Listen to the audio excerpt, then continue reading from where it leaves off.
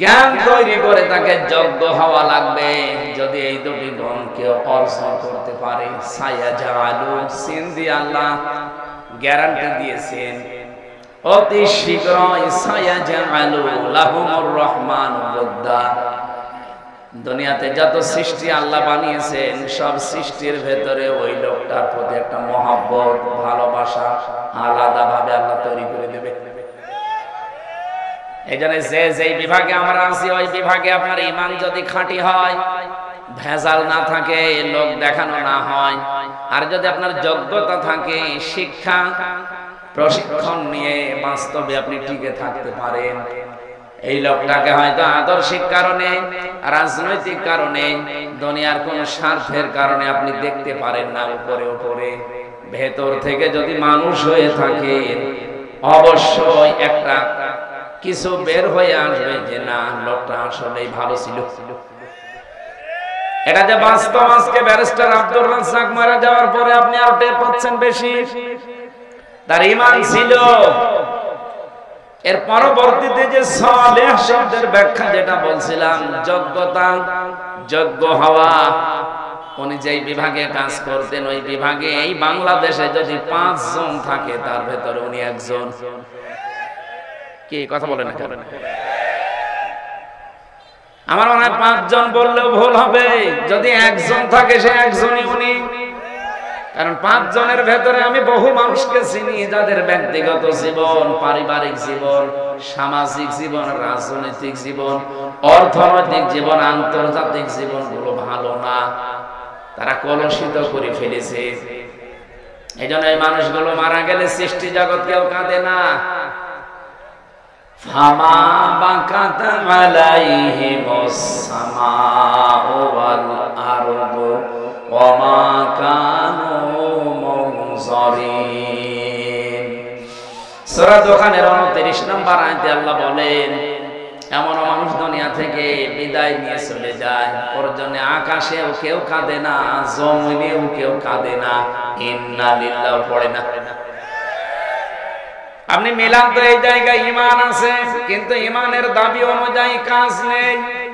এরকম মানুষ যদি আজকে মারা যায়, আমি গ্যারান্টি দিয়ে বলতে পারি ডক্টর কামাল হোসেন বলে যাক, আজকে ওনার ঈমান আছে কিনা আমি ওটা বলবো না, আমি বিশ্বাস করলাম ঈমান আছে, কিন্তু ঈমানের দাবি অনুযায়ী বাস্তব প্র্যাকটিক্যাল লাইফ এটা ঠিক করতে পারে নাই। আমি নিচে নামতে পারলাম না, আমি ইঙ্গিত দিয়েছি, আপনি বোঝেন। শুধুমাত্র ঈমান আনলেই হবে না, ঈমানের দাবি অনুযায়ী আপনাকে কাজ করা লাগবে। আর ব্যারিস্টার আব্দুর রাজ্জাক এটা করেছে। দুইটা লোকে যদি আজকে মারা যেত, আমার মনে হয় সৃষ্টি জগতের ভেতরে হাহাকার পড়ে যেত ব্যারিস্টার আব্দুর রাজ্জাকের জন্য, আর ডক্টর কামাল হোসেনের জন্য কেউ ইন্না লিল্লাহ পড়তো কিনা আমার বিশ্বাস হয় না। ভাই আমি আমার নিজেরটা বলছি, আমার ভেতর থেকে তো আসতো না, আপনার আসবে কি করে? কারণ এটা তো আর ভেতর থেকে আসার জন্য যেটা তৈরি হবে সেটা তৈরি করে দেবে কে? এই জন্য আল্লাহ আয়াতের মাঝে সিন দিয়েছেন। যারা আরবি গ্রামার বোঝে যে জিজ্ঞাসা করেন, সিন, সাউফা, কদ, লাম, এরকম 13টা শব্দ আছে। কোন সেন্টেন্সের আগে যদি আসে, কোন ফেলের আগে যদি এই শব্দটা ব্যবহার হয়, বাংলা অর্থ দাঁড়ায় অতি শীঘ্রই, খুব তাড়াতাড়ি, অবশ্যই, হবেই হবে। এই সিন শব্দের প্রায় 33টা অর্থ পেয়েছি আমি। আল্লাহ গ্যারান্টি দিয়ে জানিয়েছেন অতি শীঘ্রই, অবশ্যই, খুব তাড়াতাড়ি আমার সৃষ্টি জগতের ভেতরে তার প্রতি একটা ভালোবাসা, মহব্বত আমি আল্লাহ নিজে পয়দা করে দেব। ব্যারিস্টার আব্দুর রাজ্জাককে হয়তো আদর্শিক কারণে আমরা অনেকেই সামনাসামনি দেখতে পারি না, কিন্তু আজ উনি ইন্তেকালের পরে অনেকেই কিন্তু বলছে না লোকটা ভালো ছিল। কি কথা বলে না কেন? আপনি মরে যান তো দেখি পৃথিবীর সব সৃষ্টি আপনার জন্য কাঁদে কিনা। গত কয়েকদিন আগে মাইক্রোসফট, এটা খ্রিস্টানরা চালায়, তারা রিপোর্ট দিয়েছে সারা পৃথিবীতে 257টা দেশের মানুষের উপরে তারা গবেষণা চালিয়েছে। এই তথ্য তারা পেশ করেছে তামাম পৃথিবীর 6 জন মানুষকে, শুধু আমি না, তামাম দুনিয়ার সবাই ঘৃণা করে, অপছন্দ করে, দেখতে পারে না। তার ভেতরে 1 নম্বরে নাম এসেছে নেতানিয়াহু। এটা পৃথিবীর এখন 1 নম্বরে নিকৃষ্ট জঘন্য মানুষ। 2 নম্বরে নাম এসেছে আমাদের প্রতিবেশী যে মোদি। 3 নম্বরে নাম এসেছে যেটার ওটা পালিয়েছে, ওটার নাম বলা ঠিক নেই, যেহেতু আমাদের নিজের তো এবার নিজের গায়ে লাগবে, এখানে বাংলায় বলে দিলাম যে পালিয়েছে। এই যে কয়জন মানুষের নাম বলছি, এদের কর্মজীবন আপনি প্র্যাকটিক্যাল লাইফ একটু খোঁজ করে দেখেন তো। এই মানুষগুলোর ভুল সিদ্ধান্তের কারণে, এটা সূরা ইউনূসের ভেতরে পাবেন 11 নম্বর পারা 19 নম্বর পৃষ্ঠা 4 নম্বর লাইনের 100 নম্বর আয়াতের শেষের দিকে আছে, ওয়ায়াজআলুর রিজসা আলাল্লাযীনা লা ইয়াকিলুন। আল্লাহ পাক বলেন, কোন মানুষ যদি তার জ্ঞান অনুযায়ী, যোগ্যতা অনুযায়ী, বিবেক অনুযায়ী কাজ না করে, তখন তার উপরে ভুল বিষয়গুলো আমি আল্লাহ চাপিয়ে দেই। আজ ইসরায়েলে এই নেতানিয়াহু, এই শয়তান, এই কোলাঙ্গার, এই অবৈধ সন্তান পৃথিবীর এই লোকটা এ ভুল সিদ্ধান্ত নেওয়ার কারণে আজ দেশটা দাবানলে পুড়ে শেষ হয়ে গেল। আজকে বিকাল 4:30টার রিপোর্ট দেখেছেন, যেভাবে আগুন আসতেছে, ওরা 112টা মেশিন ফিট করেছে, শুধু পানি দেওয়া না, স্প্রে পর্যন্ত। এ পৃথিবীর সবচেয়ে বড় উন্নত মেশিন প্রযুক্তি, স্প্রে সব ইসরায়েলে পাওয়া যায়। এই যে আমি এখানে বসে কথা বলছি, বাংলাদেশের কোন জেলা, কোন থানা, কোন গ্রাম, এটা কোন জায়গায় বসে আছে, এটা ওরা ইসরায়েলে বসে কম্পিউটারে দেখতে পাচ্ছে। এরকম মেশিন পর্যন্ত ওরা বাংলাদেশে আড়ি পাতার জন্য পাঠিয়েছিল। আমি 3 বছর জেলখানায় ছিলাম। প্রথম যে 10 দিন রিমান্ডে ছিলাম, দ্বিতীয় দিন আমার রিমান্ডে জিজ্ঞাসা করছে যে সাতক্ষীরার মাওলানা আমিরুল ইসলাম বিলালী, উনি আপনার বাড়িতে কল দিয়ে এই কথা বলতে বলেছে যে আপনি বলবেন আমি জামাত ইসলাম করি না। আমি বলছি, এই কথা বললো কি করে? আমার মোবাইল তো আপনার কাছে, বাড়ির নাম্বার ট্যাগ করে ওরা এখান থেকে বসে বসে মেশিং এর মাধ্যমে, এই আয়না ঘর যেটা বলা হয়, এটা মিনি, বিগটা তো আমি দেখিনি, ছোটটা আমি দেখেছি। এখানে বসে ওই মেশিন ফিট করে এই মামলার সাথে রিলেটেড যারা যারা আছে, মানে ওদের সন্দেহ হয় যার যার উপরে, তাদের নাম্বারগুলো সব এখানে ট্যাগ করা আছে। পৃথিবীর যেখান থেকে নাম্বারে কল দেন না কেন, ওরা কি বলছেন সব শুনতে পাচ্ছে। চিন্তা করলাম একটু দেখি, বানিয়ে বলি যে না, এ কথা বলার কথা না। পরবর্তীতে দেখি আমাকে এসব রেকর্ড শোনাচ্ছে। এই দেখেন কণ্ঠকার।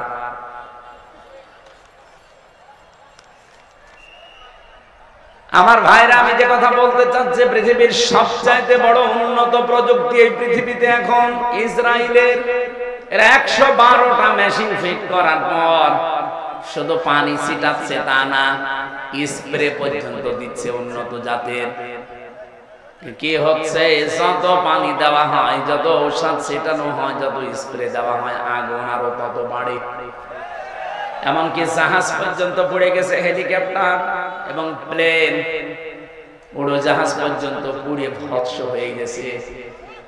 কারণ আগুন তো আর হামজা জ্বালায়নি, আগুন জ্বালিয়েছে কে? আপনার ভুল সিদ্ধান্তের কারণে কিন্তু আপনার এলাকা সব ধ্বংস হয়ে যাবে। এই জন্য এজালুর রিজসা, আজ আমাদের পাশের এই দ্বিতীয় নিকৃষ্ট মানুষ এই মোদি, তার ভুল সিদ্ধান্তের কারণে আগামীর পৃথিবী বসবাসের অযোগ্য হয়ে যাচ্ছে।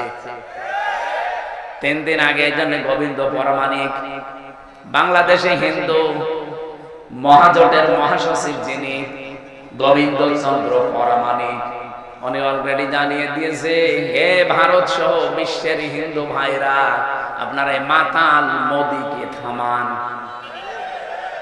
এ মাতাল যদি না থামে সামনে পৃথিবী বসবাসের অযোগ্য হয়ে যাবে, কারণ এখন অলরেডি ওরা ডাঙ্গা লাগিয়ে দিয়েছে। কি কথা বলছেন? ভারতে অলরেডি দাঙ্গা চলছে। কিসের? পাকিস্তানের সাথে। দেখেন এই বাতাস আসলো বলে, আর যেহেতু ওখানে এতদিন পর্যন্ত আমাদের ওই চিন্তা করা লাগে নাই, কারণ ওদের সাথে আমরা দেখতে পাচ্ছি আশপাশে কোনো রাষ্ট্রের মিল নেই। আপনি ভারতের সাথে দেখেন, এই যে আমি কয়েকটা রাষ্ট্র ঘুরে আসলাম, ওদের সাথে আফগানিস্তানের একটা বর্ডার আছে, মিল নেই। পাকিস্তানের সাথে তো দা কুমড়ার সম্পর্ক, ভুটানের সাথে মিল নেই, মালদ্বীপের সাথে মিল নেই, শ্রীলঙ্কার সাথেও মিল নেই, মায়ানমারের সাথে মিল নেই, চীনের সাথেও মিল নেই। আমাদের সাথে মিল ছিল, বুবু ছিল, বুবু নেই, মিল নেই।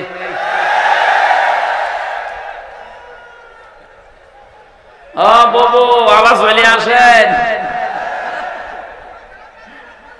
ওরা বারবার এই কথা বলছেন। এতদিন শুনতাম যে বলতো আমাদের স্বামী স্ত্রীর সম্পর্ক, যদিও এই কথাটা বলা জায়েজ নেই, কারণ দাদা ফুল হাতা আর আমরা হাফ হাতা। এটা মনে হয় হাফ হাতা না ফুল হাতা? মুসলমান দিয়েছে, দিতে পারে। আর দাদা যদি এই বয়সে এসে মুসলমানি দিয়ে বিয়ে করতে চায়, তাহলে বিয়ে পড়ানো যায়। আর যে বয়স, আপনি হাজাম পাবেন কোথায়? বয়সে হাজাম পাওয়া যাবে, বুড়ো হাজাম লাগবে না। আর বুড়ো মানুষের হাতে আপনি অস্ত্র দেবেন, ও আগা কাটতে যে গোড়া কেটে ফেলবে। এই জন্য দাদার এই বয়সে যেন আবার শখ না জাগে যে আমি আবার বিয়ে করব। যদিও এতদিন এরা ছড়িয়েছিল যে আমাদের স্বামী স্ত্রীর সম্পর্ক, এটা দাহা মিথ্যা কথা। এই কথা বলে না কেন? দাদা যা করেছে জীবনে, হেদায়েত পাওয়া সম্ভব না। কারণ মানুষ যখন পাপ করতে করতে সীমা ছাড়িয়ে যায়, ইন্নামা নুমলিলাহু লিয়াজদাদু ইসমা ওয়া লাহুম আযাবুম মুহিন। সূরা আলে ইমরানে আছে, 4 নাম্বার পারা, 12 নাম্বার পৃষ্ঠা, 11 নাম্বার লাইনে আছে। কোন মানুষ যদি পৃথিবীতে পাপের সীমা ছাড়িয়ে ফেলে, তখন আমি আল্লাহ ওকে অপমানজনক শাস্তির ভেতরে ফেলে দেই, আর সেইটা ওদের কপালে আসতেছে। ওরা যা করেছে পাপ সীমা না, সীমা ছাড়িয়ে আরো আরেক সীমা চলে। কতগুলো আল্লাহর ঘর ওরা ভেঙেছে, আপনি দেখতে পাচ্ছেন। 1500 বছর আগে আব্রাহা নামক একটা লোক শুধুমাত্র আল্লাহর একটা ঘর ভাঙার চেষ্টা করেছিল, ভাঙতে পারে নাই। তাই তাদেরকে আল্লাহ আবাবিল পাঠিয়ে, কি আপনি আসেন জানেন? আপনার কাছে পানি কে চেয়েছে? লাগবে না ভাই, এগুলো না, আপনি তো শুনছেন না, তাহলে এসব ঝামেলায় আছে। না না কিচ্ছু করা লাগবে না, কিছু লাগলে আমি আপনাকে বলবো। ভালো করে শুনেন কি বলতে চাই। 1500 বছর আগে ওরা একটা ঘর, শুধু আল্লাহর বাইতুল্লাহ কাবা শরীফ, ভাঙার চেষ্টা করেছিল, ভাঙতে পারে না। 1.5 কিলোমিটার আগ থেকে ওদেরকে কাঁচ মাকুল বানিয়ে দিয়েছে আল্লাহ। কি কথা বলে না কেন? আর এখন একটা দুইটা না, কতগুলো ঘর তারা ভেঙে দিল ধোয়া ধোয়া তুলে। কি ধোয়া? ধোয়া ধোয়া। ওরা এখন ধোয়া তুলেছে যে এই জায়গায় নাকি মন্দির ছিল, এজন্য ভেঙে এখন আবার মন্দির বানাবো। পৃথিবীর মানুষ মাটির নিচে তেল পায়, গ্যাস পায়, সোনা পায়, রূপা পায়, আর ওই শয়তানরা শুধু মাটির নিচে মন্দির পায়। ওরে যদি মানে উলঙ্গ করে পিটাতে পারতাম,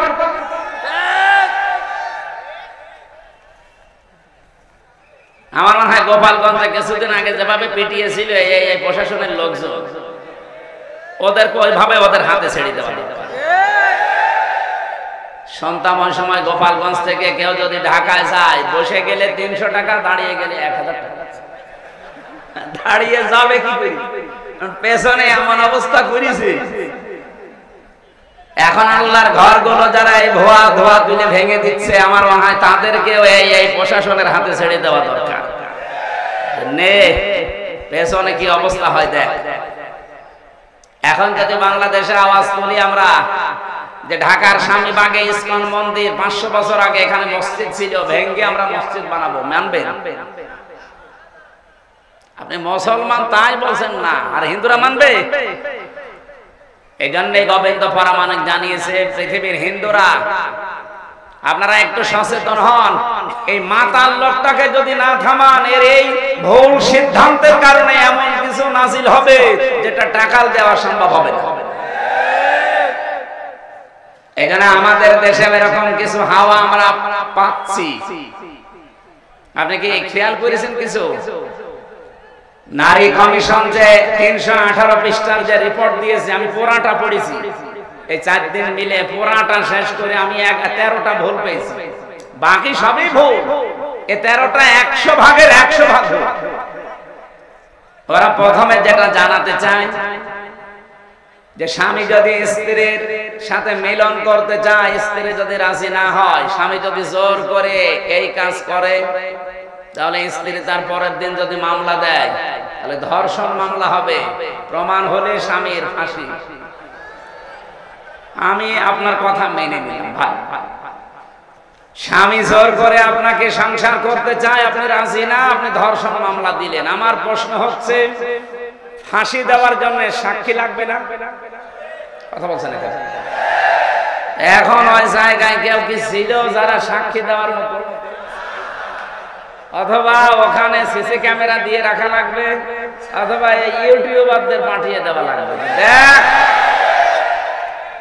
আপনি এদেরকে পাঠালে হবে? আমার এই জন্য একটা একটা করে যখন পড়লাম আমার মনে হচ্ছিল এগুলো মেয়াদ উত্তীর্ণ গাঁজা খেয়েছে, ওদেরকে আর বাইরে রাখা ঠিক না, ওদের রুচি, ওদের সব বিকৃতি হয়ে গেছে, চেহারা বিকৃত হয়ে গেছে। যে কয়টা চেহারা দেখলাম একটাও মহিলার মতো লাগছে না। এখানে যারা পুরুষ মানুষ আছে আমরা ঘোষণা দেব কি, পুরুষ ভাইরা পুরুষ প্যান্ডেলে চলে আসেন, মেয়েরা মহিলা প্যান্ডেলে চলে যান, আর যারা মহিলা না পুরুষ না ওদের কোন প্যান্ডেলে পাঠাবো? আমি ওদের চেহারার দিকে তাকিয়ে আমার মনে হচ্ছিল ওগুলো মনে হয় তৃতীয় লিঙ্গ। আপনি তৃতীয় লিঙ্গের কোনো কিছু বলতে পারেন, আপনি মহিলাদের পক্ষে বিপক্ষে কথা বলেন কোন কারণে? আপনি মহিলা, মেয়ে লোক হওয়ার জন্য যে সমস্ত সিমটম দরকার আপনার তো কিছুই নেই। আমি নিচে নামলাম না, অনেক সাররা আছে তাই। এই জন্য আমার মনে হয় এদেরকে আর বাইরে রাখা ঠিক না। এদের পেছনে অবশ্যই রাঘব বোয়াল আছে, আমরা জানি। পৃথিবীর কোন রাঘব বোয়ালে কাজ হবে না। এদেশে 92% মুসলমান যতদিন আমরা আছি, কিছু না থাক আমাদের, অন্তত লা ইলাহা ইল্লাল্লাহ। এই কথা বলেন না কেন? যেন আমরা চাই খুব তাড়াতাড়ি এই মানুষগুলোকে আপনারা পাবনায় পাঠান। আমি কয়েকদিন আগে গিয়েছিলাম হেমায়তপুরে দেখার জন্য, যে দেখি পাগল এখন আর অত বেশি নেই। জিজ্ঞাসা করলাম একজনকে, বলছো হুজুর এখন প্রায় ভালো হয়ে যায়, পাঠিয়ে দেয়। কয়েকজন আছে, আমার তো মনে হচ্ছে নতুন কিছু পাগলের আমদানি হচ্ছে, এদের পাঠানো দরকার, নয়তো এরা এই কথা লিখলো কি করি? আপনি কিভাবে কি সাক্ষী জোগাড় করবেন? আপনি নিজেই বলেন। এটা পাগলের মাথায় তো এই চিন্তা আসা ঠিক না। দ্বিতীয় নম্বরে তারা লিখেছে দেহ আমার, সিদ্ধান্ত আমার। এটা কোরআনে কারিমের পুরা বিরোধী। আল্লাহ পাক বলেন আলা লাহুল খালাক ওয়াল আমরু তাবারাকাল্লাহু রাব্বুল আলামিন। সৃষ্টি যার, সিদ্ধান্ত তার। কথা বলেন না কেন? আপনি কোন সাহসে বললেন যে দেহ আমার, সিদ্ধান্ত আমার? এ দেহ আপনার কে বলেছে? আমি এখন 33 বছর বয়সে আছি, 34 বছর বয়স আগে বলেন তো আমার অস্তিত্ব ছিল? আমির হামজা না, আমার মা বাবার তো বিয়েও হয়নি 35 বছর আগে। তার মানে উল্লেখ করার মতো আমি আর কিছু ছিলাম না। হামজা তো দূরের কথা, আমাকে পর্যন্ত নিয়ে এসে বসিয়েছেন যিনি, তিনি কে? নেই থেকে হামজা পর্যন্ত যিনি বানিয়েছে আস্তে আস্তে করে, তার নাম আরবিতে বলা হয় রব। তারবিয়াতুশ শাইই, ইলা কামালিহি শাইআন ফাশাইআন। নেই থেকে তারবিয়াতের মাধ্যমে একটার পরে একটা সিস্টেম পাল্টিয়ে যিনি তোমাকে পূর্ণতায় পৌঁছিয়ে দেয় তিনি হচ্ছে রব, আমরা যাকে আল্লাহ বলি। সুতরাং যারা এই কথা লিখেছেন তাদের তো ঈমান নেই। আর কোরআনে কারীমের সূরা আরাফের 54 নম্বর আয়াতের পুরা বিরুদ্ধে এই কথা যে দেহ আমার, সিদ্ধান্ত আমার। আপনি আল্লাহর সাথে বিদ্রোহ করেছেন, আপনি বেঈমান হয়ে গেছেন। এই নারী কমিশনে যারা আছে এদেরকে যদি তাওবা করানো না হয়, এই মানুষগুলো যদি নতুন করে মুসলমান না হয়, ঘোষণা দিয়ে গেলাম আজকে রেকর্ড হচ্ছে, এদের একজনও যদি মারা যায় এদের জানাজাও জায়েজ নেই, কবরে দেওয়া জায়েজ নেই।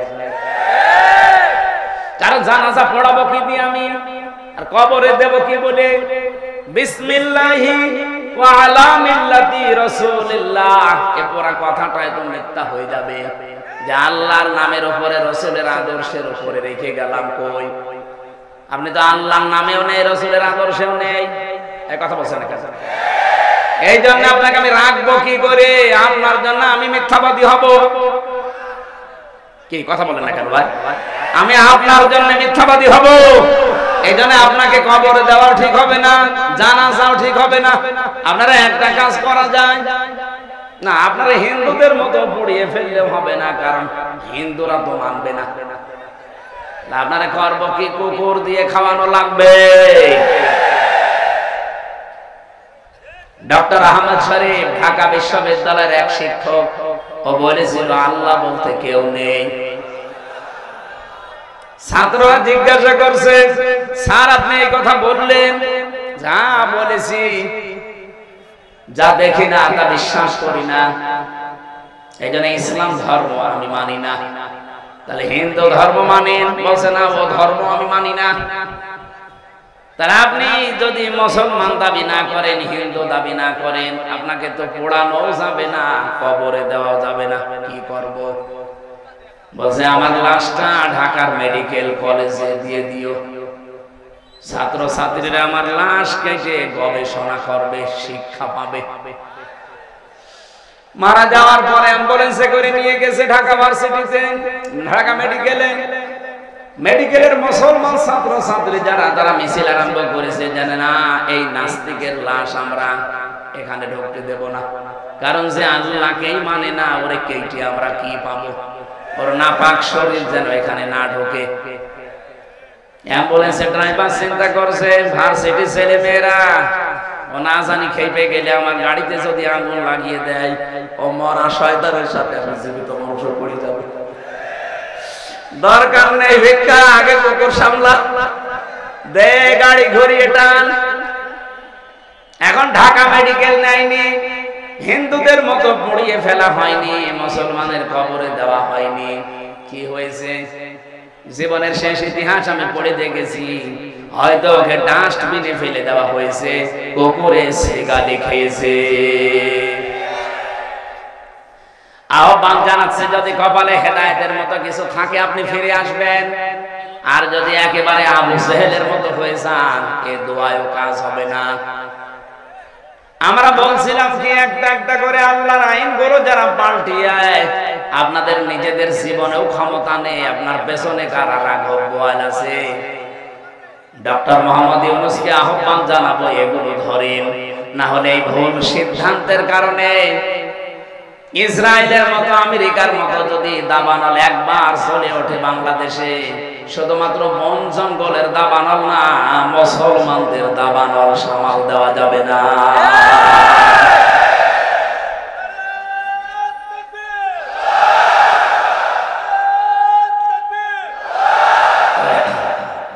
আলহামদুলিল্লাহ। আমি যে কথা আরম্ভ করেছিলাম যে পৃথিবীতে মানুষের সম্মান আর মর্যাদা বাড়ে ঈমান আর জ্ঞান, এই দুইটার সমন্বয়। যাদের জন্য এতক্ষণ দোয়া করার জন্য এই কথাগুলো বললাম, এত মানুষের নাম আমি একবারে বলেছি, ওয়ারফা'না লাকা যিকরাক বলেছি। এদের মর্যাদা আমরা শুধু দুনিয়ায় চাই না, আখিরাতে যেন মর্যাদাগুলো করার তৌফিক আল্লাহ তাদের দান করেন। এই কথা বুঝেছে? এই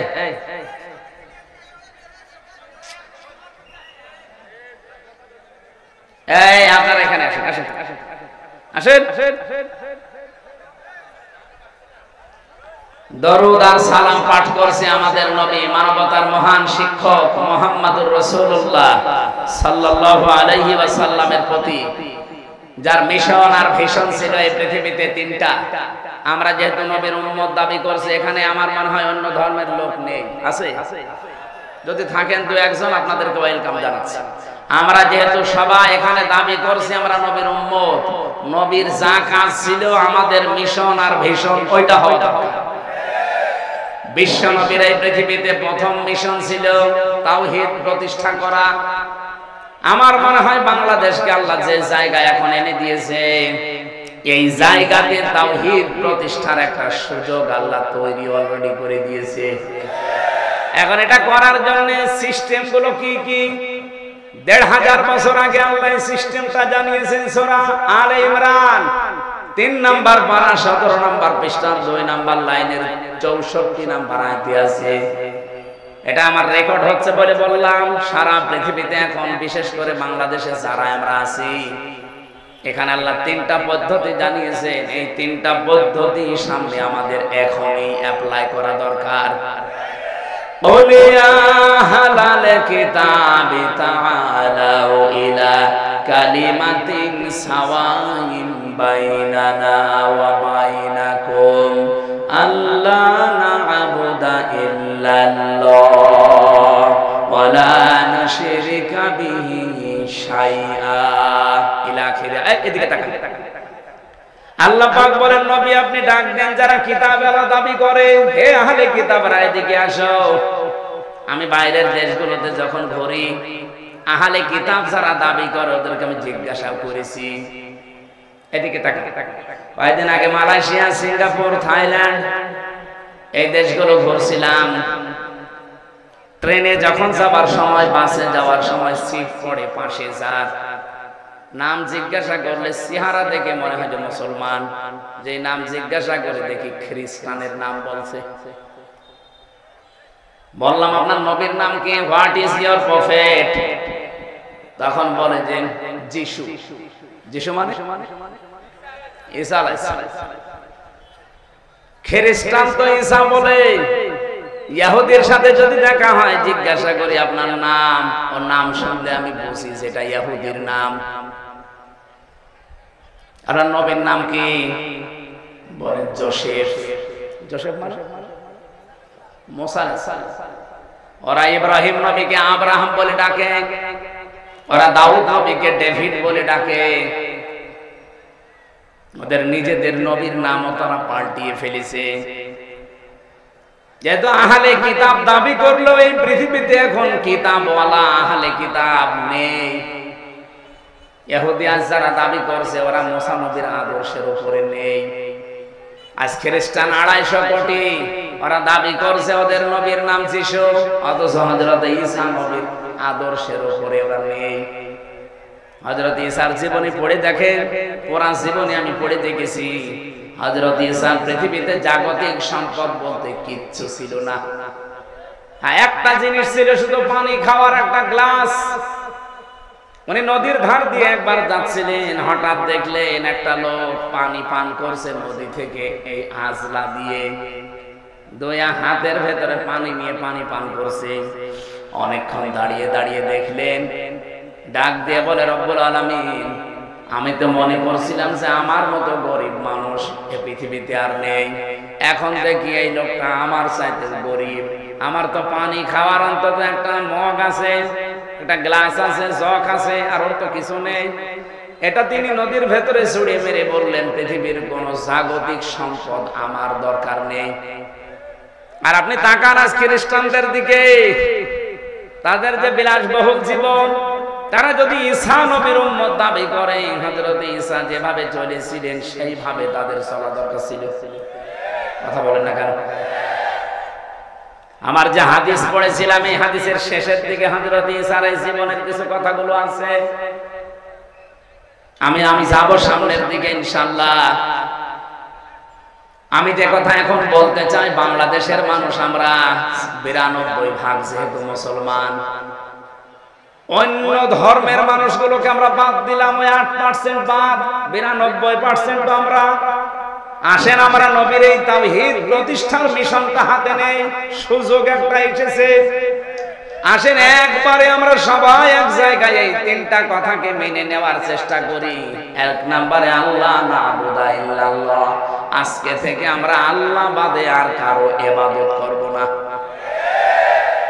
বাংলাদেশ জামাত ইসলামীর শ্রদ্ধাভাজন আমিরে জামাত সেদিন কিন্তু এই যে কোন জেলায় তিনি গিয়েছিলেন, ময়মনসিংহ। উনি ময়মনসিংহে অনেকগুলো আলেমের হাত এভাবে উঁচা করেছে, আপনারা ভিডিও দেখেছেন। এভাবে ডাক দিয়ে বললেন আমাদের আল্লাহ এক, আমাদের রাসূল এক, আমাদের কোরআন এক, আমরা আর পার্থক্য থাকতে চাই না, আমরা সবাই এক। আপনি তাওহীদ প্রতিষ্ঠার জন্য এইভাবেই চালিয়ে যেতে হবে কাজ, কিন্তু পদ্ধতি আল্লাহ কোরআনে দিয়েছেন তিনটা। আমরা যেহেতু সবাই যারা হাত তুলছে এখানে আল্লাহ ছাড়া কারো ইবাদত করতে আমরা রাজি আছি, এক নম্বরে আমরা ঠিক আছি। কি কথা বলেন এখানে? হ্যাঁ, কিছু মানুষ হয়তো ভুল ক্রমে অন্যের ইবাদত করে। কি এই এলাকায় আসে কিনা আমি জানি না, রাজশাহী বিভাগে এটা কম আছে। রাজশাহী, খুলনা, বরিশাল এগুলোতেও শয়তানরা আসে না, ওরা সব আস্তানা গেড়েছে সিলেট আর চট্টগ্রাম আর ময়মনসিংহ বিভাগে। কারণ ওই সমস্ত বিভাগগুলোতে শিরকও বেশি, বেদাতও বেশি, এবার ইবাদতও বেশি। এই যে আমার গিয়াসউদ্দিন তাহেরি ভাই, আমি নাম বলতাম না, মনে চলে এসেছে তাই। উনি যে ইবাদত করে, জিকির একটা ইবাদত না? উনি জিকির করে কি আল্লাহর নামে? কিছুক্ষণ যদি আল্লাহর নামে করে, ও বলবে দেখেন ইয়া আলী বাবা, শাহ আলী বাবা, কেল্লা বাবা, ফতে বাবা, এমনকি আগলা বাবা, পাগলা বাবা জিকির হচ্ছে। আমার প্রশ্ন হচ্ছে, আল্লাহর পরিবর্তে যে নামগুলো বললেন এগুলো জিকির করা জায়েজ না হারাম? কোথায় আছে? কোরআনে আছে, কোরআনে আছে, কিন্তু কোথায় আছে এখন যদি বলি ওর পেটে বোম মারলো বলতে পারবে না। আছে, সূরা আরাফে আছে, 9 নাম্বার পারা 13 নাম্বার পৃষ্ঠা 4 নাম্বার লাইনের 180 নাম্বার আয়াতে আছে, ওয়ালিল্লাহিল আসমাউল হুসনা ফাদউহু বিহা ওয়াদারুল্লাযীনা ইউলহিদুনা ফি আসমাই। আল্লাহ পাক বলেন আমার অনেক সুন্দর সুন্দর নাম আছে। এই যে আল্লাহর নাম আমরা অনেকে এখানে জানি, স্যারকে যদি জিজ্ঞাসা করি কয়টা বলেন তো, আল্লাহর নাম কয়টা? 99টা। এটা কায়দায় পড়েছিল ছোটবেলায়, আমরাও পড়েছি। তাফসিরে ফি জিলালিল কোরআনে আল্লাহর নাম পেয়েছি 5000। যদিও আমরা সবগুলো এখন অনেকে জানি না। আপনি 5000 নামের যে কোনো একটা নামে আল্লাহকে ডাকতে পারেন, কোনো অসুবিধা নেই। কিন্তু সাবধান, ওয়াদারুল্লাযীনা ইউলহিদুনা ফি আসমাই, আল্লাহর নামকে যারা ইলহাদ করে, ইলহাদ পরিবর্ধন করে ফেলা, উলট পালট করে ডাকা, পাল্টিয়ে ফেলা। উনি যে ইয়ালি বাবা, শালি বাবা, কেল্লা বাবা, ফতে বাবা, আল্লাহর সাথে কোনো মিল আছে? পুরা নামই পাল্টিয়ে ফেলেছে। এখানে আল্লাহ বলেন আমার নাম যারা পাল্টিয়ে ডাকে, উলট পালট করে দেয়, আমার নাম বাদ দিয়ে অন্য কাউকে ডাকে, তাদের সাথে তোমরা ডাকবা না। কে বলছে? সুতরাং আজকে থেকে যারা আল্লাহ বাদে অন্যের ইবাদত করছে তারা বাদ। এদেশে ঐক্য যদি প্রতিষ্ঠা করতে হয় তাহলে আল্লাহর ইবাদতের বাইরে যারা, ওরা বাদ। এই কথা বলেন না কেন? সেটা যদি জামাত ইসলামকে বাদ দেওয়া লাগে বাদ দিয়ে দেন, যদি হেফাজত ইসলাম বাদ দেওয়া লাগে বাদ দিয়ে দেন। আপনি একা হন তা অসুবিধা নেই, কিন্তু আমরা আল্লাহর ইবাদত করতে চাই নির্ভেজাল। আল্লাহ না'বুদা ইল্লাল্লাহ, নবী আপনি ওদের বলেন যে আসো আমরা আল্লাহর ইবাদত করি, এর সাথে অন্য কাউকে জানার। 2 নম্বরে ওয়ালা নুশরিকা বিহি শাইআ, আল্লাহর ইবাদতের সাথে আমরা কাউকে শিরিক করব। বলেন বলেন বলেন। এবার এই পয়েন্টের উপর আমি 2 মিনিট কথা বলতে চাই, ভালো করে শুনবেন। যেহেতু আল্লাহর ইবাদতের সাথে আমরা আর কাউকে শিরিক করতে চাই না, শিরকের ব্যাখ্যা আমি বহু জায়গায় নাটোর জেলায় বলেছি। শিরক বিজাত, শিরক বিসিফাত, শিরক বিল ইখতিয়ারা, শিরক বিল হুকুক, এটা হলো পয়েন্ট আকারে যদি আপনি শ্রেণী বিন্যাস করেন 120 প্রকার পাবেন। এটা তাফসীরে কাবীরের ভেতরে আছে, আল্লামা ফখরুদ্দিন রাজি লিখেছেন। এক কথায় জবাব দিলাম যে আল্লাহ যেটা পারে ওইটা অন্য কেউ পারে, এই বিশ্বাস করার নাম শিরক। এই কথা বোঝা যায়নি? আল্লাহ যেটা পারে ওইটা অন্য কেউ পারে, এই বিশ্বাস করার নাম। এদেশে বিশ্বাস নেই। বলেন বলেন বলেন তো, সন্তান দিতে পারে কে? অন্য কেউ পারে। যারা অন্য কাউকে বিশ্বাস করেন আপনি কিন্তু শিরক করছেন, আর শিরক করলে আপনি মুশরিক। এ পর্যন্ত বুঝেছেন? এবার আসেন 2 নম্বরে, এই জমিন বানিয়েছে কে? এই জমিন বানিয়েছে আল্লাহ। এখানে আইনও চলবে আল্লাহর। আলা লাহুল খালকু ওয়াল আমরু, এই আয়াতটার প্রমাণ। সুতরাং আল্লাহর এই জমিনে যারা অন্যের আইন এখানে প্রতিষ্ঠা করার জন্য চেষ্টা করেন, এর জন্য দল করেন, এর জন্য আপনি মিছিল মিটিং করেন, এর জন্য ভোট করেন, টাকা পয়সা খরচ করেন, আপনি শিরক করছেন। এত সহজে বলার পরেও কেউ যদি না বোঝার ভান করে থাকেন, আমার মনে হয় আপনার কপাল আর হেদায়েত নেই। বলেন তো, বোঝেন নাকি? হাত তোলেন তো। এদিকে কানের নিচে এমন জোরে 2টা দেব না, আপনি সব বুঝবেন। এখনো বোঝেন? বোঝেন মানে আপনি নিজেই বললেন যে আমাকে ছেলে মেয়ে কেউ দিতে পারে না। কে পারে? অন্য কেউ যদি পারে, বিশ্বাস করলে আপনি শিরক করলেন। শিরক করলে আপনি মুশরিক। মুশরিকের জন্য জান্নাত হারাম, জাহান্নাম ওয়াজিব। আর ফতোয়া লাগবে? আর ফতোয়া লাগলে সূরা মায়েদা 6 নাম্বার পারা 19 নাম্বার পৃষ্ঠার 12 নাম্বার লাইনে আছে, ইন্নাহু মা ইউশরিক বিল্লাহ ফাকাদ হারামাল্লাহু আলাইহিল জান্নাহ ওয়া মাওয়াহুন নার। এটা যেমন খুব সহজে বুঝে ফেললে যে ছেলে মেয়ে আল্লাহ ছাড়া কেউ পারে না, তে জমিন আল্লাহ বানিয়েছে, এখানে অন্যের আইন যদি কেউ কায়েম করার চেষ্টা করে সে আল্লাহর সাথে শিরক করছে না? এটা বোঝেন না? মানে আপনি বুঝেছেন ঠিকই, কিন্তু টাকা পেয়েছেন। ওরে মোনাজাতের পরে একটু আলাদা বসাবেন তো, 2 চাটি দিয়ে তারপর বলে বোঝে না। তাহলে আল্লাহর সাথে যারা শরীক করবে না, এই সিদ্ধান্তে যারা আসবে তারা আমাদের সাথে আছে। এক কথা বলেন না কেন? এর সাথে যদি হেফাজত আসতে চায়, জামাত আসতে চায়, চরমরায় আসতে চায়, আটরশি আসতে চায়, অসুবিধা। কিন্তু আল্লাহর সাথে শিরক করে আপনি জামাত ইসলাম করবেন, এরকম জামাত আমি মানি না। আল্লাহর সাথে শিরক করে আপনি চরমনার মুরিদ হবেন, এরকম চরমনা আমি মানি না। ওই যে পিসকে হুজুর কি বলেছিল, প্রধানমন্ত্রী ছাতার কসুর আমি মানি না, এই জন্যই ওরে জেলে রেখে দিয়েছি। আমারও রিমান্ডে ওরে নিয়ে 10 দিন প্রশ্ন করেছে, পিসকে হুজুর, আর বলে আমি হাসিনা মানি না। জিনিস সাহস ওরে ধরে রাত 12:30টার পরে পুরা উলঙ্গ করে ওর হাতের উপরে সিগারেট দিয়ে একটা অর্ধ উলঙ্গ মেয়ে লোক এখানে কাঁধের উপরে হাত পোষে না, তারপরও হাত দিয়ে ছবি তুলে বসে ছেড়ে দিবে। ওই দিন এমন কন্দন করেছি, আমার সাথে ছিল তো, এক রুমে ছিলাম আমরা। আমারে বলছে, হামজা ভাই আমি এমনি ছোট মানুষ, আমার জিনিসপত্র সব ছোট ছোট। হ্যাঁ আসলে ছোট, কতটুকু আমার এই পর্যন্ত।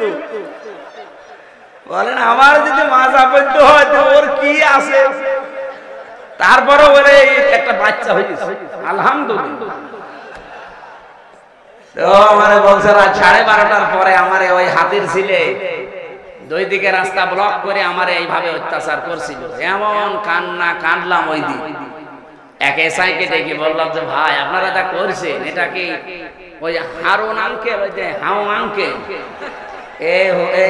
স্যার কি জানে? জানে না মানে উনি তো করাচ্ছে।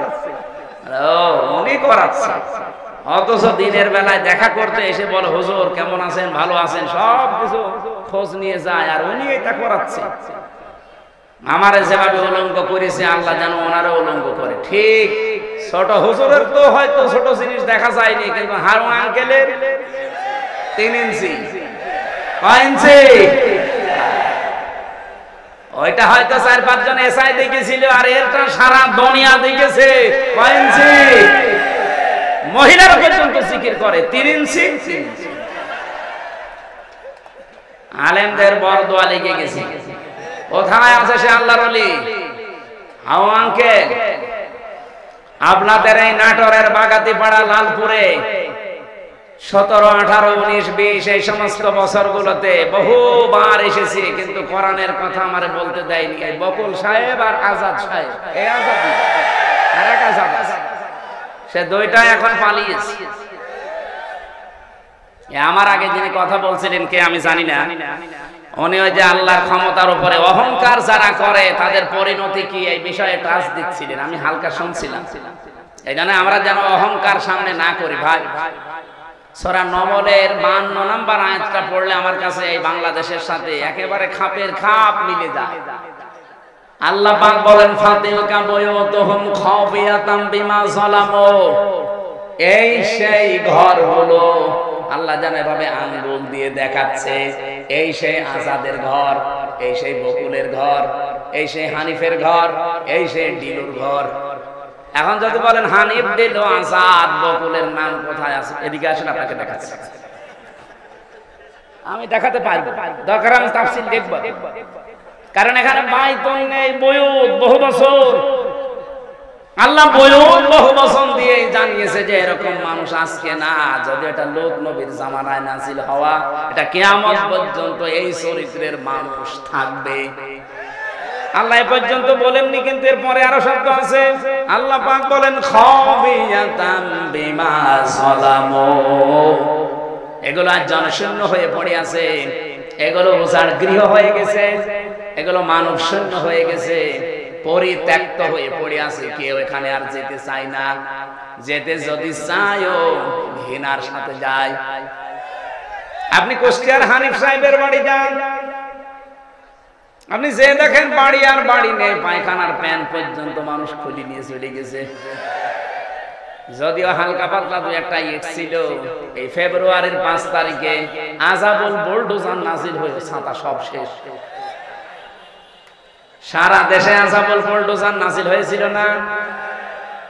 আল্লাহ বলেন, জালেমদের বাড়ি ঘরগুলো একটু দেখেন না কেন, এই সেই ঘরগুলো খাবিয়াতান, আজ উজাড় গৃহ হয়ে গেছে, পরিত্যক্ত করে দিয়েছি আমি, বিমা যালামু, এদের জুলুমের কারণে। আল্লাহ পর্যন্ত কিন্তু শেষ করে দিতে পারতেন, কিন্তু এর পরের শব্দটা আমাদের জন্য।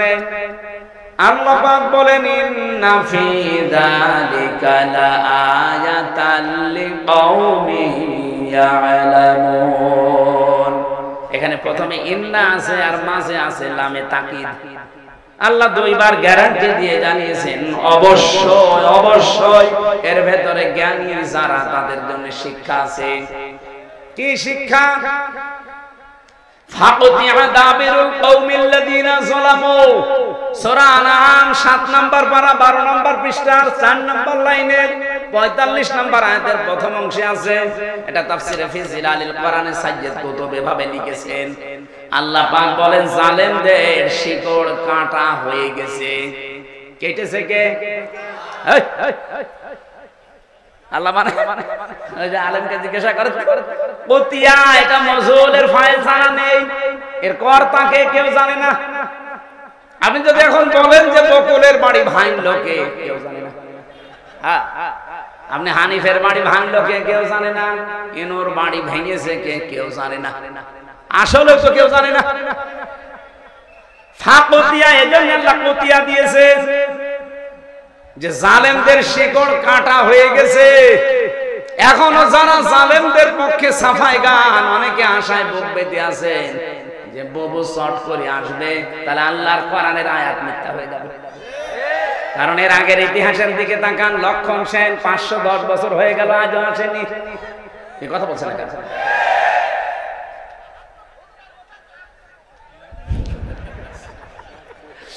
আমি যতগুলো দেখলাম ইতিহাস একটাও ফিরে আসেনি আশরাফ ঘানি, বাশার আল আসাদ, এই কথা বলছেন না? এই জন্য আশায় যারা বুক বেঁধেছেন ওগুড়ে বালি, ওটা বাদ দেন। ওটা বিশ্বাস করে বসে থাকলে কোরআনের আয়াত পাল্টিয়ে যাবে। আল্লাহ বলেন জালেমদের শিকড় কাটা হয়ে গেছে, এমনি জোড়া দেবেন কি করে? কেটেছে কে তাই তো কেউ জানে না। আর একজন বলছে আল্লাহ, এই আপনি আন্দাজ বললেন কেন? আল্লাহ কাটেনি, কে কেটেছে কেউ জানে। আপনি চিন্তা করতে পারেন এটা কি কোন ইউনিয়ন? এটা লালপুর। এই লালপুর ইউনিয়ন পরিষদের দারোয়ান থেকে সংসদ পর্যন্ত থরে থরে জালেমদের সব সাজানো ছিল। আমি রিমান্ডে 10 প্রকার মানুষ পেয়েছিলাম।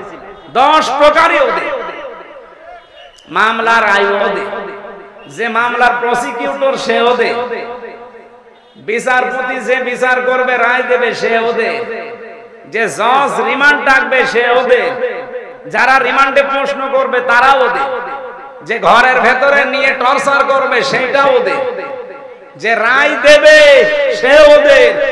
আমার পক্ষে কে আছে? আরে ভাই আল্লাহ তো আছে, একজন আছে, উকিল। একটা উকিল দাঁড়ায় তো ওর কথা শুনলেও চলে, না শুনলে।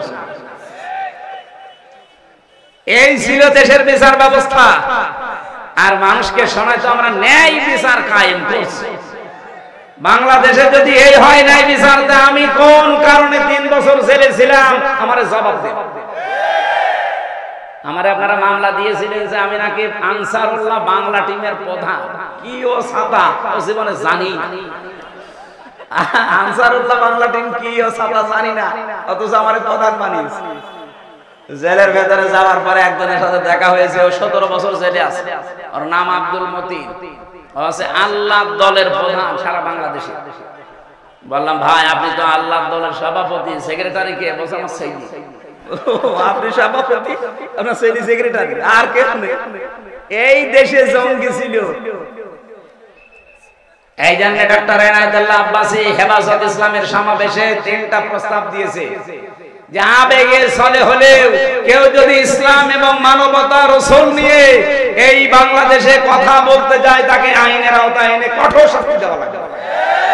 এটা আমরা চাই না। আপনি অধিকারের নাম নিয়ে রাসূলকে গালি দেবেন, আল্লাহর কোরআনের আয়াত বিকৃতি করবেন, এটা আর সামনে যেন না হয় এই আইন পাস করা লাগবে। 2 নম্বরে উনি বলেছিলেন এই দেশে যারা নবীকে বিশ্ব নবী শেষ নবী মানে নাই, কাদিয়ানি যারা, এদেরকে রাষ্ট্রীয়ভাবে অমুসলিম ঘোষণা করা লাগবে। শোনেননি এটা? কথা বলছেন না? আমরা এই দাবির পক্ষে আছি না? কোরআনে কারিমের শুধু এক আয়াতের 4 ভাগের 1 ভাগ, মা কানা মুহাম্মাদুন আবা আহাদিন মির রিজালিকুম ওয়ালাকিন রাসূলুল্লাহ, এই পর্যন্ত ঠিক আছে। ও খাতামান নবিয়্যিন, নবী যে শেষ নবী, এইটা কাদিয়ানীরা মানে না। ওরা বলে যে মা কানা মুহাম্মদ ঠিক আছে, আলা আহাদিন মির রিজালিকুম এটা ঠিক আছে, ওয়ালাকিন রাসূলুল্লাহ এটাও ঠিক আছে। কিন্তু ওয়ালাকিন রাসূলুল্লাহর পরে ওয়া খাতামান নবিয়্যিন, উনি শেষ নবী, এটা ঠিক নেই। শেষ নবী হচ্ছে গোলাম মুহাম্মদ কাদিয়ানী। এতটুকু অস্বীকার করার কারণে কাদিয়ানীরা কি বলেন? বলেন আমরা চাই তাদেরকে অমুসলিম ঘোষণা রাষ্ট্রীয়ভাবে করা হোক। বারবার কিন্তু আহ্বান জানানো হয়েছে 92% মুসলমানের দেশে। হ্যাঁ, তারা অমুসলিম হয়ে থাক, তারা ইহুদি, খ্রিস্টান, বৌদ্ধ, মুশরিক, হিন্দু, মাজুসি এদের মতো থাকবে, কোনো অসুবিধা নেই। কিন্তু আপনি মসজিদ বানাবেন, আজান দেওয়ার সময় এই যে দর্শনা চুয়াডাঙ্গার দর্শনা উথলি একটা মসজিদ আছে কাদিয়ানীদের, ওরা মুহাম্মদুর রাসূলুল্লাহ আজান দেয় না, আহমদ গোলাম আহমদ কাদিয়ানী এই শব্দ আজানের মাঝে জুড়ে দেয়। এজন্য বারবার আমরা কিন্তু বিভিন্ন কায়দায় আহ্বান জানিয়েছি, আপনারা যদি গন্ডারের চামড়া নিয়ে থাকে, গন্ডারকে নাকি কাঁতুকুতু দিলে 3 দিন পরে টের পায় যে আমার কাঁতুকুতু দিয়েছে। এদের অবস্থা যদি এই হয়, জুলাই আগস্ট কিন্তু শেষ হয়ে যায়নি, আবার 1-1.5 মাস পরে আরম্ভ হবে। যারা দায়িত্বে আছেন আপনারা জুলাই আগস্টের ফসল, জনগণ, ছাত্র জনতা আপনাদেরকে জায়গায় বসিয়েছে। সুতরাং এ দেশের মানুষের সেন্টিমেন্ট বুঝবেন। উল্টাপাল্টা সিদ্ধান্ত নিয়ে বিভিন্ন কল কাঠি যারা নাড়াচ্ছে তাদের কথা শুনে আবার দেশটা অস্থিতিশীল করবে, নিজেও থাকতে পারবেন না, আমাদের কপালও আগুন লাগাবে। কি আমাদের দেওয়ালে পিঠ থেকে গেলে তো তখন আর কামড় দেওয়া ছাড়া উপায় থাকবে না। এই কথা বলেন না কেন?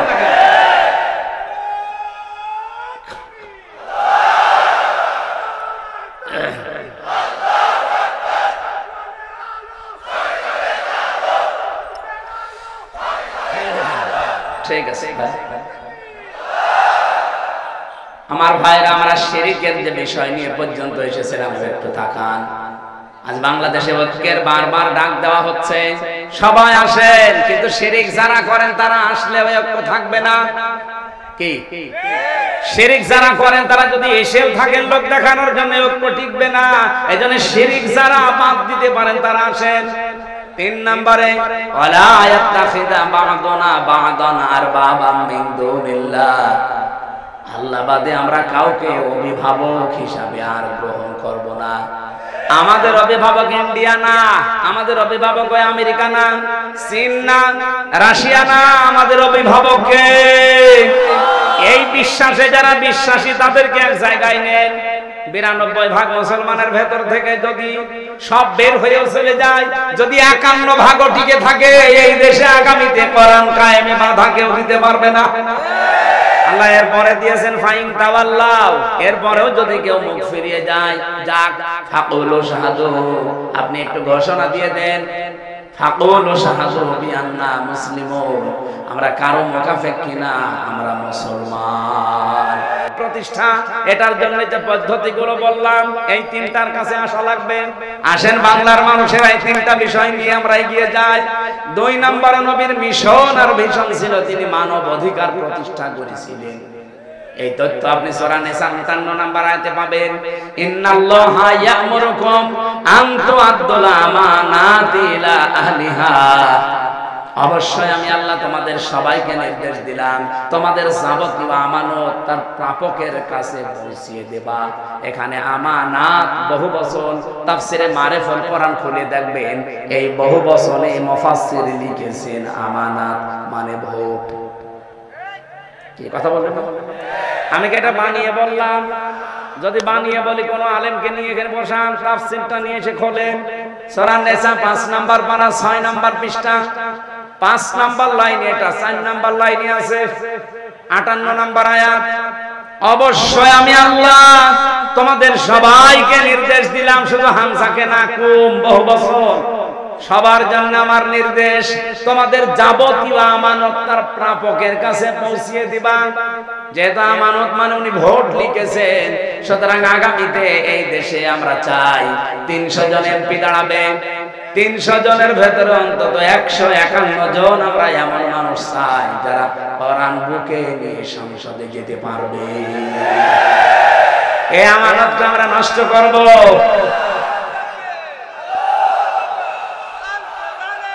এই আমার কথা বলতে হবে ভাই।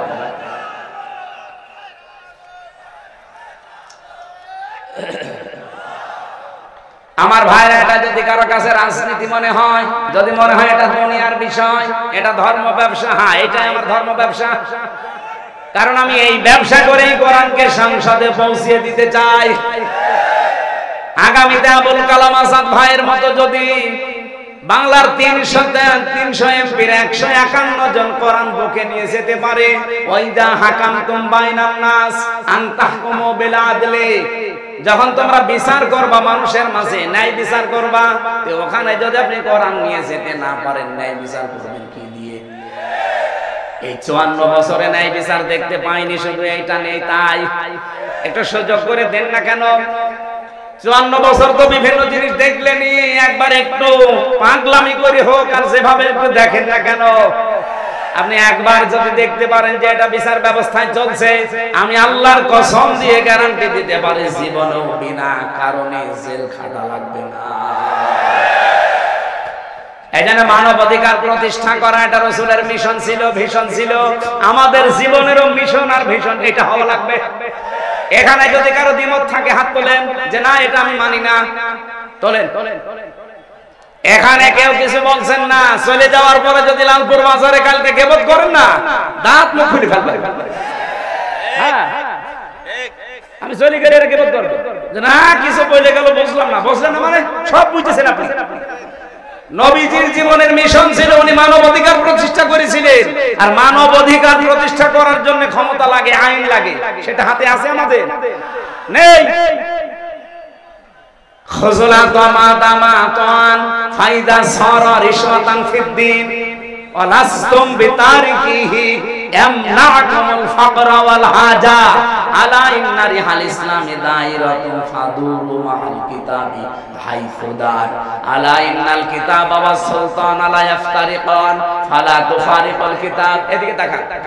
হযরত মুআয ইবনে জাবাল রাদিয়াল্লাহু তাআলা আনহু যেদিন ইয়েমেনের গভর্নর হয়ে তিনি যাবেন, ঘোড়ার রাকাবের ভেতরে তিনি অলরেডি পা তুলে দিয়েছেন। নবীজি ডাক দিয়ে বললেন, তোমাকে একটা দেশের দায়িত্ব দিয়ে পাঠাচ্ছি, হাদিয়া তোফা তোমার কাছে আসবে, তুমি যেহেতু দায়িত্বে আছো।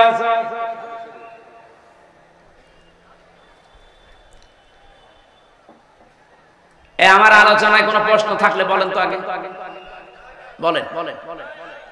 আমি তো নিজের বাবার একটা কথাও বলি না, যা বলেছি এর পেছনে দলিল দিয়েছি। এখন আপনার যদি রাগ হয়, মন খারাপ হয়, তাহলে আল্লাহকে আপনি কিছু বলেন যে না আপনার এই কথা বলা ঠিক হয়নি, আপনি অন্য কোনো আয়াত না। আর আমার সামনে এটা আসলে আমি কি গোপন করতে পারবো? আর আমি গোপন করলে আমার ওয়াজ শোনা তো দায়। এখানে সঠিকটা বলার চেষ্টা করছে, আপনি মেনে নিলে ভালো, না নিলে আমারও দোষ না, আল্লাহরও দোষ না। দোষ কার? আমাদের কপাল। নাটোর পাশে যেটা বলতে চাচ্ছিলাম এটা একটু খেয়াল করেন। নবীজি কোন সময় তাকে উপদেশগুলো দিচ্ছেন দেখেছেন যে তুমি দায়িত্বে থাকলে তোমার কাছে হাদিয়া তোফা আসবে, আসে না? হাদিয়া তোফা তুমি গ্রহণ করতে পারো ওই পর্যন্ত যতক্ষণ ওটা হাদিয়া তোফা থাকে, কিন্তু হাদিয়া যদি ঘোষের পর্যায়ে যায় তখন ওটা নিতে পারবে না। হে মুআয ইবনে জাবাল, ভালো করে কান খাড়া করে শোনো এই কথা। তুমি কিন্তু যে দেশের দায়িত্ব নিয়ে যাচ্ছ, আল্লাহর ইসলামের কালেমা, ধর্মের যে কর বাতাসে নড়বে। এমন সময় তোমার সামনে কিছুদিনের ভেতরে চলে আসবে, আলা ইন্নাল কিতাবা ওয়াস সুলতানা লা ইফতারিকান। দেখবা অনেক মানুষ এমন আছে, তারা বলবে আল্লাহর কিতাব আর রাজ্য রাজনীতি এটা আলাদা বিষয়। আমার মনে হয় বাংলাদেশে এখন কেউ বলে না, রাজশাহী বিভাগে বলেছে এই কথা বলছে। আমার মনে হয় ১৫০০ বছর আগের কথা, মনে হচ্ছে নবীজি কেবল কালকে বলে গেল। আলা ইন্নাল কিতাবা ওয়াস সুলতানা লা ইফতারিকান। জেনে রাখো, কিছু মানুষ এমন সময় চলে আসবে যারা বলবে আল্লাহর কিতাব, কোরআন শরীফ আর রাজ্য রাজনীতি এটা আলাদা। তোমাদেরকে নির্দেশ দিলাম ফালা তুফারিকুল কিতাব, কখনো আল্লাহর কিতাবের রাজনীতি থেকে আলাদা হবা না। এই নির্দেশ কার? বলেন, নাকি আমি নির্দেশ বানাচ্ছি? বলেন। এই আরবি বাংলা যদি ভুল হয় আলেমদের জিজ্ঞাসা করছে, বলেন বাংলা ভুল হচ্ছে? সাহাবী বললেন, হুজুর এরকম একটা কঠিন সময় যদি আমাদের সামনে চলে আসে কি করব? তখন আপনিও তো থাকবেন না আমাদের মাঝে, আমাদের তখন কি করার আছে? তখন নবী ওই ঈসা নবীর কাহিনীটা উম্মতকে শোনালেন। আমার তো মনে হচ্ছে বাংলাদেশে এখন ঠিক সেই সময় এসে গেছে। এই পৃথিবীর কোন চোর চাই যে গোলা ধানের গোলায় চাল তালা মারা থাক? বলেন বলেন। কোন মানুষ চায় চোর যারা, তারা কি চায় যে আমের বাগান কেউ পাহারা দিক? চোর যারা জীবনেও তারা চাইবে না যে বাক্সে সিন্ধুকে টাকা পয়সা সোনা গয়না আছে ওটা তালা মারা থাক। ওরা তো সব সময় চাইবে যে মুখ আগলা থাক। এই পৃথিবীতে যদি সত্যি যারা আসল চোর, তারা কখনো চাইবে না যে এই দেশে যারা ন্যায় পরায়ণতা কায়েম করতে চায় এই মানুষগুলো ক্ষমতায় যাক। কারণ এরা ভালো করে জানে এরা গেলে আমার হাত থাকবে না, কারণ আমি যত চুরি করেছি। এই বাংলাদেশে অনেক চোর আমার মনে হয় স্বভাবে করে না, অভাবে করে। সেগুলো মাফ। কিন্তু যারা স্বভাবে করেছে এদেরকে আল্লাহ মাফ করতে নিষেধ করে দিয়েছে, তাদের হাত কাটার নির্দেশ দিয়েছে। আপনি সালমান এফ রহমানের কি ৩৬,০০০ কোটি টাকা ওর চুরি করা, ওটা কি অভাবে না স্বভাবে?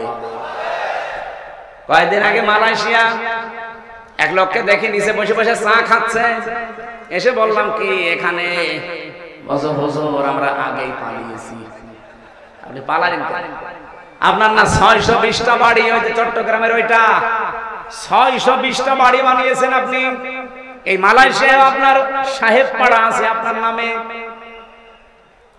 আপনি সাহেব পাড়ার মালিক, বেগম পাড়ার মালিক, আপনি সেকেন্ড হোম হিসাবে এখানে বানালেন। এই সিঙ্গাপুরে বাড়ি আছে, থাইল্যান্ডে বাড়ি আছে, মালয়েশিয়া বাড়ি আছে, কত দেশে আপনার বাড়ি, কিন্তু আজ আপনি থাকতে পারেন না বাড়িতে। ওগুলো সব তালা লাগিয়ে থাকেন আপনি এখন এই হোটেলে। ধরে রাখবো কি করে? আমি বললাম আপনি সাহেব পাড়ায় যেতে পারেন না, বলছে ওখানে যাব। বাংলাদেশের ২০ লাখ মানুষ এই মালয়েশিয়া, আমারে যদি দেখে তো ভক্ত বানিয়ে ফেলবে। এই জন্য চুরি চুরি করে আসি, মাঝে মাঝে নামি আবার উঠে পড়ি।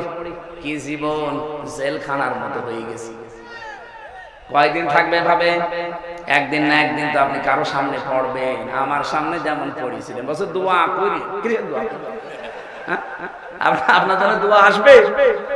৬২০টা বাড়ি বানিয়েছেন আপনি, তা বাবার টাকা দিয়ে যদি বানাতেন, সব তো জনগণের টাকা। এগুলো কিন্তু চুরি করেছে অভাবে না কিসে? মানবাধিকার প্রতিষ্ঠার জন্য আল্লাহ এই জন্য আমানত শব্দের পরে দিয়েছেন ওয়াইদা হাকামতুম বাইনান নাস, যখন মানুষের ভেতরে বিচার করবা, আনতাহকুমু বিল আদলি, তখন ন্যায় বিচার করবা। ও বাংলার মানুষেরা বারবার এটা আমরা ক্লিয়ার করার চেষ্টা করছি, এই দেশে যতদিন আল্লাহর বিধান আমরা মানুষের ভেতরে কায়েম করতে না পারবো, ন্যায় বিচার শুধু ওয়াজের দ্বারা সম্ভব না। এইটা আপনার বুঝতে যত দেরি করবেন তত ন্যায় বিচার পেতে দেরি হয়ে যাবে। নবীদের মিশন এইটাই ছিল, ৩ নাম্বার নবীর মিশন ছিল দিন যেন জমিনে কায়েম হয়। এই জন্য আমার খুতবার ভেতরে এই কথাটা ছিল, ওয়ানাশহাদু আন্না মুহাম্মাদান আবদুহু ওয়া রাসূলুহু আল মাবউসু ফিনা বিল হুদা ওয়া দীনিল হক লিইয়ুযহিরাহু আলাল আদিয়ান। আল্লাহ পাক বলেন এমন নবীর সাক্ষী তোমরা দিলে যিনি আমার বান্দা এবং আমার রাসূল, যাকে আমি দ্বীনে হক দিয়ে সত্যের বিধান দিয়ে তোমাদের ভেতরে পাঠিয়েছি। কেন? লিইয়ুযহিরাহু, এজাহার মানে এখানে বহু আলেম আমার মনে হয় জিজ্ঞাসা করলে এজহার মানে বলবে স্পষ্ট করা, না। এখানে আবিদা আধুনিক অর্থে এজহার মানে বিজয় করা। এজহার মানে আল্লাহ বলেন লিইয়ুযহিরাহু আলাল আদিয়ান, যত দিন আছে দুনিয়ায়, যত ধর্ম আছে, এখন ধর্ম দুনিয়ায় কত? ৪,৫০০ ধর্মের ভেতরে ইসলামকে দাঁড় করানো লাগবে বিজয়ী রূপে। এ ঘোষণা কার? বলেন বলেন। আর ইসলামকে দাঁড় করাতে হলে নবীজি যদি ১৩ বছর মার খাওয়ার পরে ১০ বছর কোরআন দিয়ে রাষ্ট্র চালাতে পারে। কিছু মানুষ বলে হুজুর ১৩ বছরের কথা বলেন, ওই ১০ বছরের কথা বলার দরকার নেই। কেন? ১৩ বছর শুনতে আপনার ভালো লাগছে, নবীজি মার খেয়েছিলেন, আর ১০ বছর যে এটা দিয়ে রাষ্ট্র চালিয়েছিলেন প্রধানমন্ত্রী হয়ে, ওইটা আপনার ভালো লাগে না মানে? সিরাত ইবনে হিশামে দেখবেন নবীর জীবনীকে ৪ ভাগে ভাগ করা হয়েছিল। মক্কার জীবনটা প্রথমে ৩ বছর, এরপরে ৫ বছর, এরপরে ২ বছর, এরপরে ৫ বছর, না এরপরে ৩ বছর, সব মিলে কত? ১৩ বছর। প্রথমে ৩, এরপরে ৫, এরপরে ২, এরপরে ৩, এই ৪টা ভাগে নবীর পরে মক্কার জীবনকে ভাগ করা আছে। আমি বাংলাদেশের সাথে অলরেডি এটা মিলিয়ে দেখেছি, আমরা এখন এই ৪ নাম্বারটায় আছি। কি কথা বলেন? নবীজি ৩ বছর জেলে ছিলেন, তার অনেক আত্মীয় স্বজন সাহাবায়ে কেরাম হারিয়েছিলেন। আমরাও এই ১৫ বছরে বহু কিছু হারিয়েছি। ৩ বছর না ১৩ বছর আল্লামা সাঈদীর জেল খাটা হয়ে গেছে। সুতরাং ১৩ বছর পরে নবীকে যদি আল্লাহ ১০ বছরের বিশাল একটা সাম্রাজ্য দিতে পারে, আমাদের সামনেও 15 বছর যেহেতু পার করে ফেলেছি, সামনের 10 বছর আসবে কোরআনের হাতে ইনশাআল্লাহ। কথা বোঝা? সূরা সূরার 13 নম্বর আয়াতের মাঝের অংশে আমি পড়েছিলাম আন আকিমুদ্দিন। অথচ আয়াতটা নাযিল হয় মক্কায়, এমন কঠিন পরিস্থিতি যেখানে পা রাখা পর্যন্ত সম্ভব না, সেখানে আল্লাহ বলছেন আমার দ্বীন কায়েম করো। এজন্য বাংলাদেশে যেহেতু 4টা অবস্থা আমরা পার করে ফেলেছি, এই মুহূর্তে আহ্বান জানাচ্ছি নবীর এই 3 নাম্বার মিশন আর ভিশন। ও বাংলার মুসলমানেরা, এখন সব ফরজের বড় ফরজ আল্লাহর এই জমিনে আল্লাহর দ্বীন কায়েম করা। আলা তাতাফাররাকু ফি, এখানে কেউ মতপার্থক্য ফতোয়াবাজি করবেন না। সুতরাং দ্বীন কায়েমের কথা বললে যারা ফতোয়াবাজি করে, মতপার্থক্য তৈরি করে, যে না ওর আকীদা খারাপ, ওর টুপি বড়, ওর টুপি পাঁচকলি, এরকম কথা যারাই তুলবে মনে করবেন ওটা রাসূলের শত্রু, ওটা মানবতার শত্রু, ওটা তাওহীদের শত্রু। এই কথা বলেন না কেন?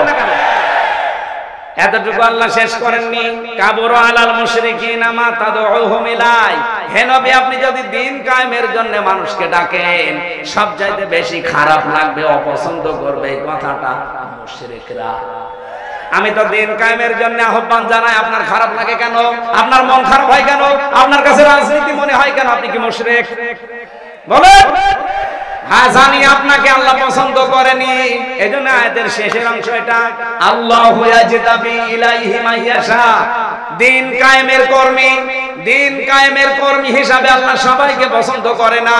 আল্লাহ যাকে ছাঁটাই করে দেয় সে বাদ, আল্লাহ যাকে বাছাই করে, নির্বাচিত করে, পছন্দ করে, নির্ধারিত করে, এ জিতেবা শব্দ আছে। আল্লাহ যাকে পছন্দ করে তার দ্বীনের কায়েমের জন্য কর্মী হিসাবে, তাকে আল্লাহ পাক দ্বীন কায়েমের জন্য নির্বাচিত করে নেয়।